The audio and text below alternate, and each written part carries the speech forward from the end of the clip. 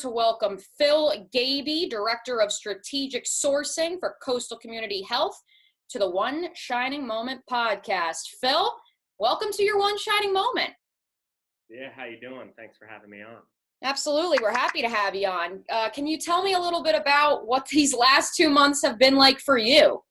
Sure. And I think everyone working in healthcare these last 2 months have been challenging.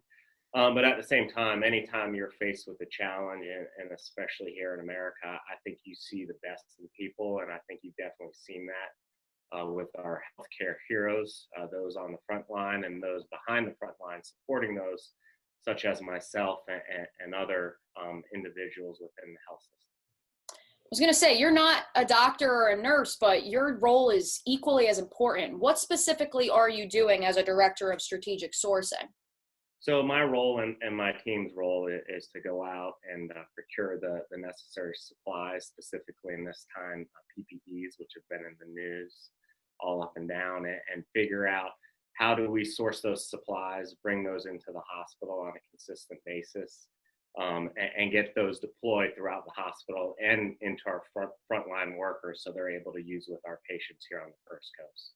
Well, that one really hits home for me personally, Phil. My mom is actually a dentist, and so she's up in New Jersey, which is obviously a pretty hard-hit neck of the woods right now, but she knows that once she goes back that they have to also have the PPE, and it's taken a couple weeks for her to just build up a supply so that whenever she's allowed to reopen, she can do so with the necessary equipment. I mean, I can't imagine for you guys staffing how many, community health, Baptist health facilities there are, what it's been like. Yeah, it's definitely forced us to think and work outside of our normal realms and go outside of the box. But at the same time, it's allowed us and forced us to innovate. And you could see some of the great ideas and different things that our team and Baptist Health has done to allow us to continue to function and serve the community of Jacksonville now and in the future in this new environment we're all facing together. I know it's gotten us all really creative. That's part of how this podcast came to be.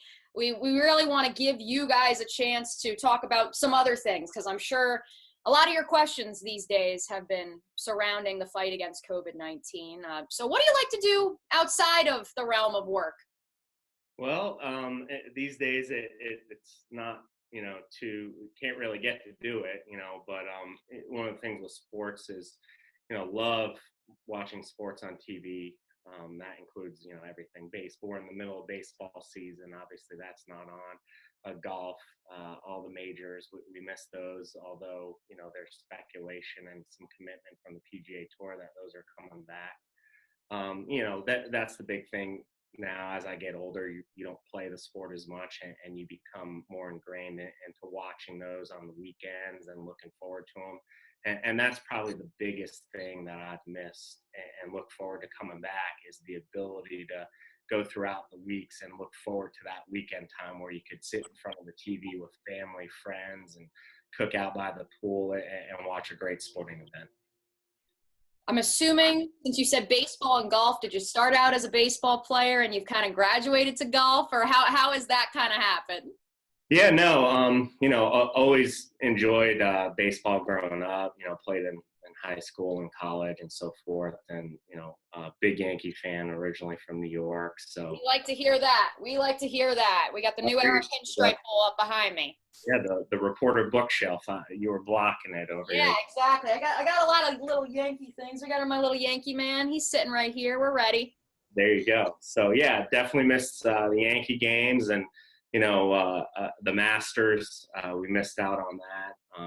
Though I think it's coming back. But yeah, it's just different.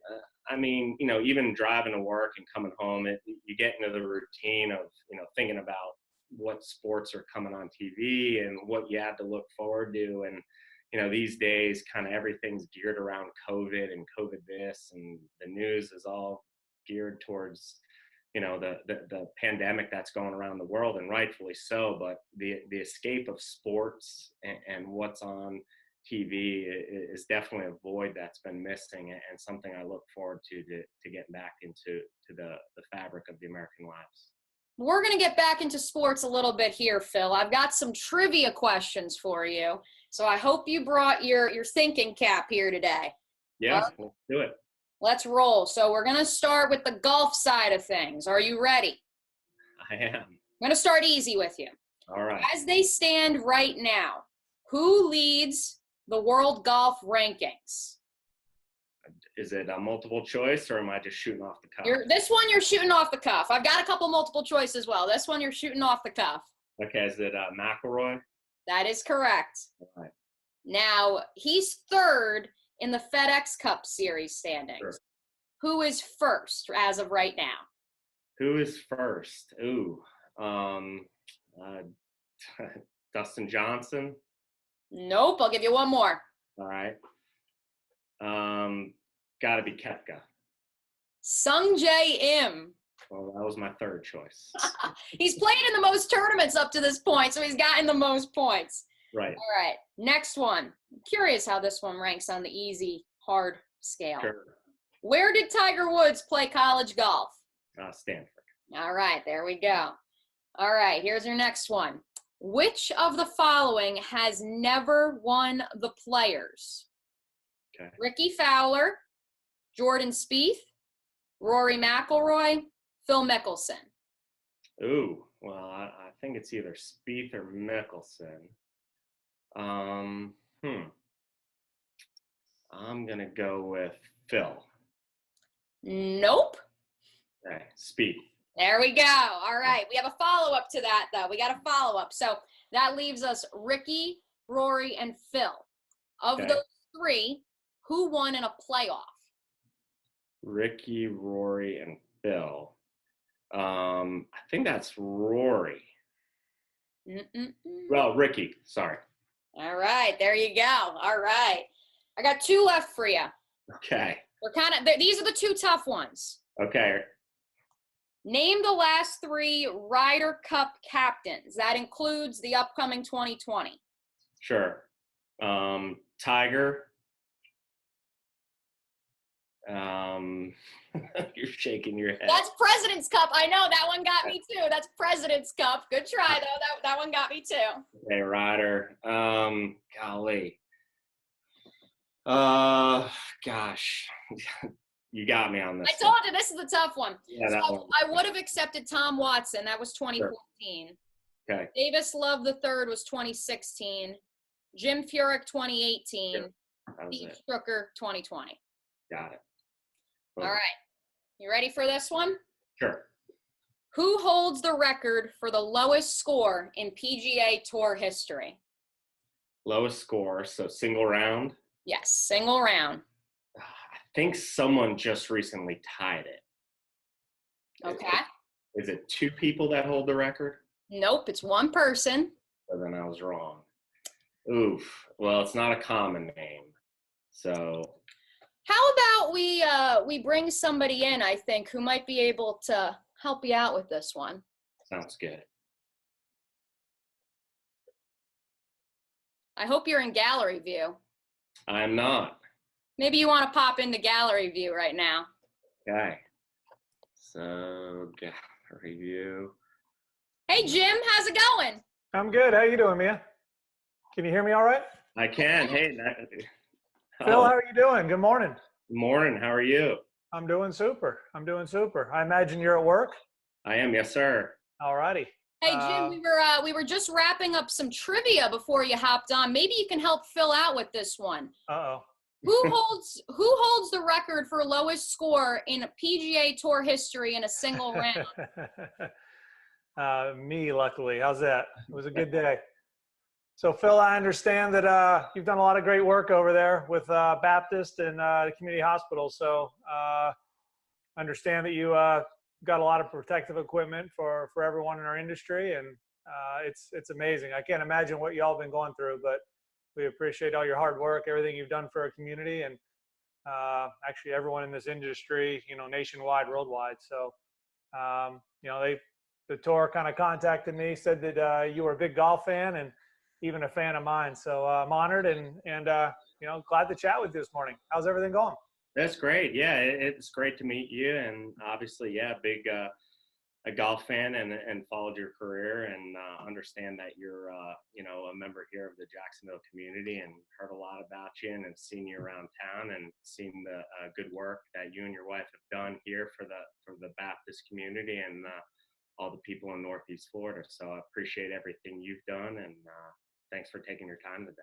Yeah, thanks. Yeah, I'm proud of my wife. She does a lot of work, a lot of great work, and she's on the foundation. She's the foundation chair for Baptist, the foundation board's chair for Baptist. So proud of her and what she's done, and know a lot of great folks over there. So it's been we have a wonderful hospital and a wonderful group here in town. But where'd you grow up? Are you from Jacksonville? Originally New York. Okay. And then came down to South Florida to grow up down there, as most New Yorkers do. Gotcha. And then made my way up here for college. Okay. Went to the University of North Florida, and then ever since I stayed up here and found a great career and home here at Baptist Health. Yeah, super. UNF's pretty. UNF's pretty. Yeah, great college, and had a blast there, and obviously became pretty ingrained into golf with the PGA Tour being here and the Players Championship, and been out there many a times watching you play. All right. Where do you play your golf in town? Kind of all over these all days. Obviously, you don't get to play too much, and with all of the time Right. monopolized by the pandemic, and and then spend a little bit of time with family when you have off time. But when I get to play, it's whoever's inviting who at whatever golf course you could get on just to get out and play. So all over town. Gotcha. What are some of your, I want to say, favorites? Like, you ever been up to Northampton? Yep, been up to Northampton. That's one of my favorites for the money. I think it's a good golf course. Great course, Yeah. and not obviously all the courses at Sawgrass are great to play. Yeah. Valley and Stadium. All right. So yes, sir. All right. Well, super. Yeah. Super. Hey, Jim, I hear you guys are going to be going up to Hilton Head in June. That's the plan. I don't know, Phil, have you ever ventured up that way? Yeah, we that's one of our spots. Anytime we're fortunate enough to win Masters tickets, we usually go the day before. We spend a night at Hilton Head, play a couple rounds of golf, and then from Hilton Head we drive over to Augusta. Gotcha. So yeah, with Masters is in November now. Yeah. I need to, and I'm not qualified, so not going to be in the Masters, unfortunately. But yeah, our second event. So we're supposed to start the week of June 8th in Fort Worth, and then the week of June 15th we are in Hilton Head for the Rbc Heritage. So RBC is one of my big sponsors, and they're a great sponsor of the tour. But that's my absolute favorite tournament we have. Love the golf course. Hilton Head's so much fun, and just kind of a laid back, kind of calm atmosphere. It's like it's still a party, but it's kind of like a laid back party as opposed to some of the like a Phoenix event on tour. Right. But I don't know if you get a chance to come on up. If you want to bring some friends up to the event or something, I'd love to grab you some tickets or something for the Heritage. Yeah, I don't know how much time you'll have. It's a week of June 15th. So okay. Whatever you need, whatever days you need, you let me know. Tickets up there easy. Okay, yeah, no problem. If you don't mind, I'd love to probably take you up on that. Yeah, it's super. And even if the fans, if they don't allow fans, I'm sure we can make something, in the future work for sure. You know what? It is our second event. There are no fans allowed. That's okay. That's all right. I forgot. We got First 4 weeks, we don't have fans. Yeah. Is that going to be weird for you, Jim? It's going to be really strange. I've played one event. So Tiger had an event in DC years ago, and we had a big thunderstorm. Trees fell down. They had some tents that were damaged, and so they let no fans on the golf course for one day. It was a Saturday round. It was eerie. It was the most awkward. They have a lot of elevated greens, and you hit a lot of shots to greens there where you can't see where the ball ends up. So you rely on kind of the fans' reaction to know whether it's a good shot, is it not very close. Knocking in a birdie putt and just dead silence. It's a weird feeling. And I think we miss the interaction. I mean, you like hearing those cheers and stuff going around the course, especially on the weekend. You're trying to figure out like if Tiger makes a birdie, you know the cheer. Kind of in the old days, if Nicklaus made a birdie at Augusta, it was a totally different cheer than everyone else. And so you kind of get a feeling for what's going on in the course. It provides a good atmosphere. And I think just that interaction, I think the guys will miss, autographs and talking to kids and, kind of the fun part of the day. So it's going to be awkward. Hopefully we can get back to work. Hopefully we can do it in a safe manner. I'm interested to see. I mean, they're talking about testing every player before we go on site, and I guess that's I guess we can get that many tests. I have no idea. It seems yeah, they're hard to get these days. I would imagine. And I know it's still 5 weeks out, but we'll see.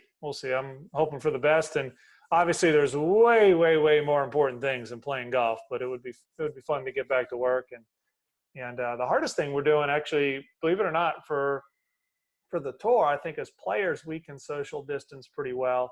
The travel is going to be difficult. Where do we stay? What happens if you're in what happens if I go to Fort Worth and I test positive? Now we got to stay there for 14 days. I got to figure out where am I going to stay? I mean, you're not just going to check into the Hyatt and say, hey, by the way, I tested positive. I'm going to stay for 14 days. So we got to figure some particulars out. But believe it or not, the hardest part is probably our media and our television compounds. Those folks work in these 18-wheelers, and they stuff a whole bunch of people in there, and they're sitting right on top of each other. And I don't know if they can produce a show or get it on television without those folks being in close proximity. So I think they have it tougher than we do, to be honest with you, trying to figure it out.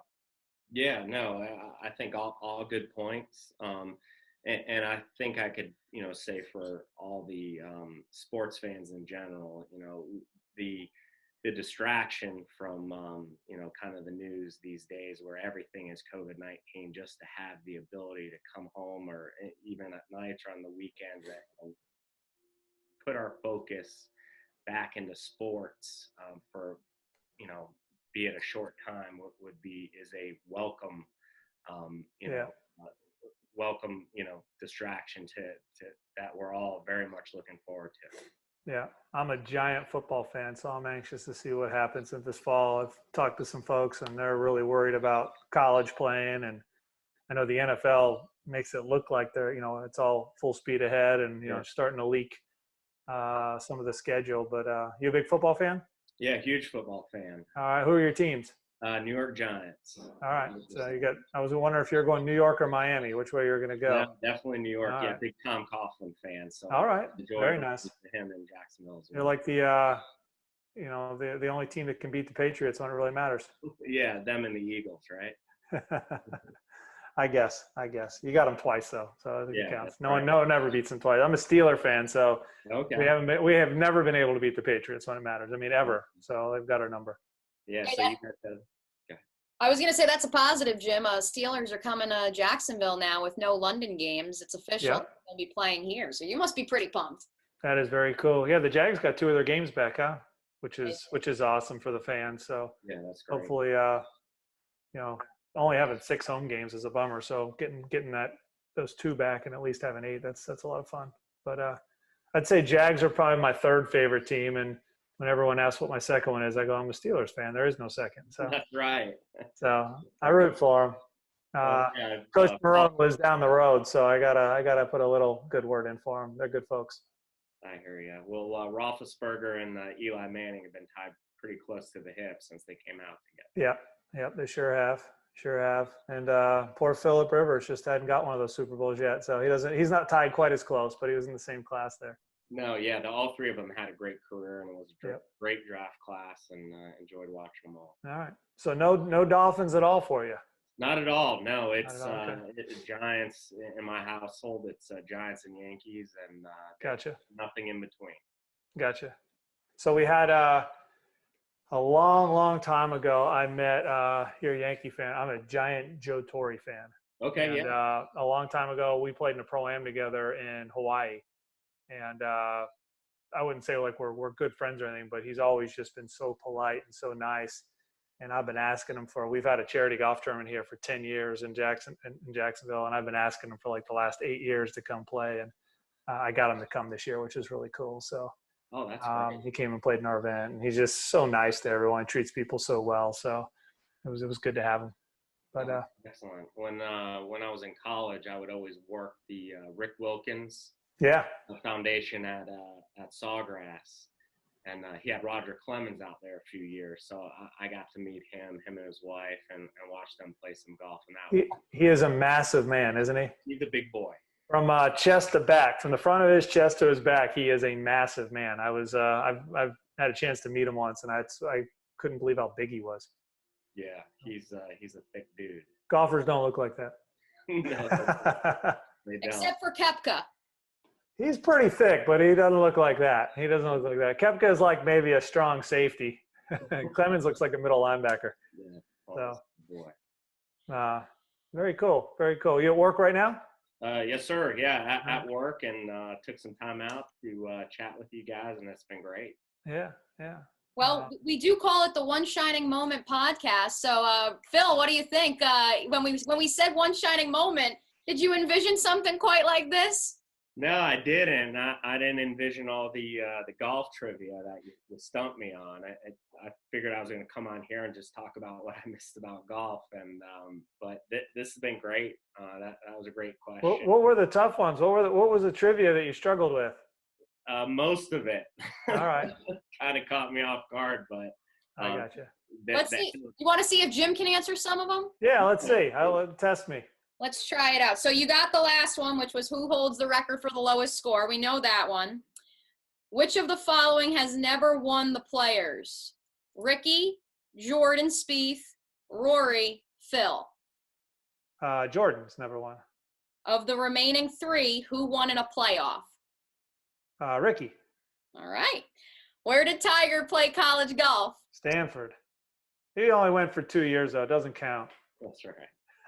We only talk about those 4-year student athletes. Come on. I always tease him, whether 4.5 years at Arizona was worth more than 2 at Stanford. He tries to say no, but I have a degree. As they stand right now, who leads the world golf rankings? Probably Rory. Mm-hmm. The FedEx Cup Series standings. Oh, I have no idea. You got me on that one. It's going to be someone no one would guess, but I've seen it, but I forget who it is. You got me there. Phil? Oh. You don't remember? Even if you said that name again, I'd forget in about 5 minutes. Sung Jae Im. Oh, it is Sung Jae Im. All right. Yeah. I said he's played in the most tournaments up to this point. He has. He's supposed to be like the new VJ. Like I was told he doesn't have a home in the U.S. because he just plays every week. So he never goes home because he doesn't have one, and he just wants to play. I wonder what he's been doing during this time. That's what everyone is wondering. What is VJ and Sungjae are like ready to go bananas if they can't go to the golf course. Sure. So I'm sure VJ's still practicing every day. He doesn't have a hobby otherwise other than playing golf. So it's crazy. Let's do it. Nothing else? All he does is golf? That's it. So I've been fishing a lot. That's what I've been doing. I live real close to the St. Johns River, so I can get a nice quiet spot and go fishing, which is good. Oh, very nice. Yeah, we went out last weekend to the shelf to troll for mahi. Oh, nice. Yeah. Nice. How long is that run out there? That's a ways, isn't it? It is. It's about 2 hours and 20 minutes. Yep. I gotcha. That's a lot of beer in 2 hours and 20 minutes. It is. Or in our case, a lot of Dramamine. There you go. Yeah, that would be me too. It's funny. I have a small fishing boat, and if I stay in the river, the intercoastal, I never get sick, never have a problem.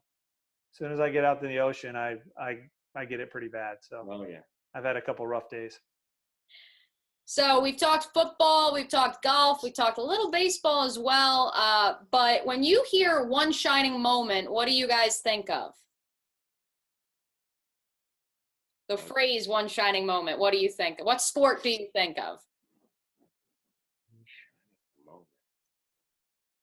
I feel like we're supposed to think of something really good here, Phil. No, it's just there's no right or wrong answer. No, it's when you hear the song "One Shining Moment," what do you think of?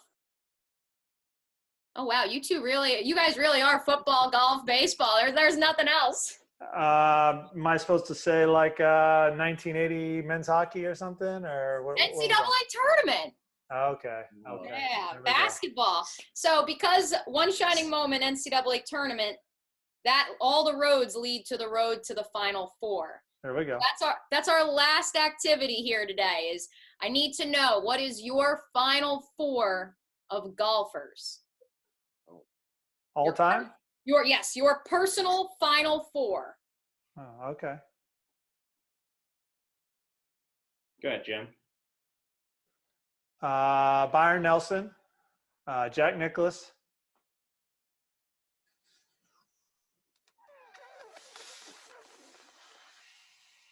Then it gets tough. Oh boy. I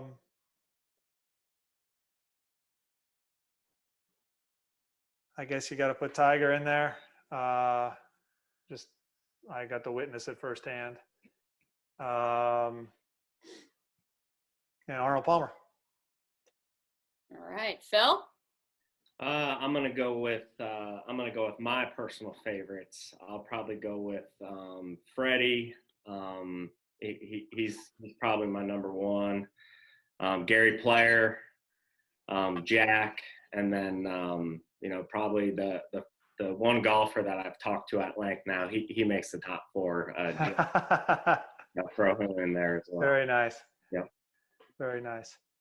Awesome. Well, it's my honor and privilege to have connected you guys today. Hopefully down the road, we're able to connect you guys a little bit more when fans are able to return to golf, or maybe you guys can hit up some fishing at some point. But sounds good. It's my honor to bring you guys this One Shining Moment. Our plan is to bring one of these moments each and every week. You guys are the very first, and so I thank you guys for joining me today.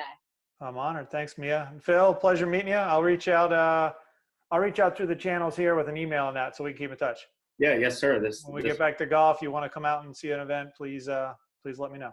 Yep, I appreciate it. And again, thanks for everything you and your wife have done for Baptist. I appreciate it. Really, thank you. Thank you for everything you all have done. I hope you all understand how much we appreciate it. We do.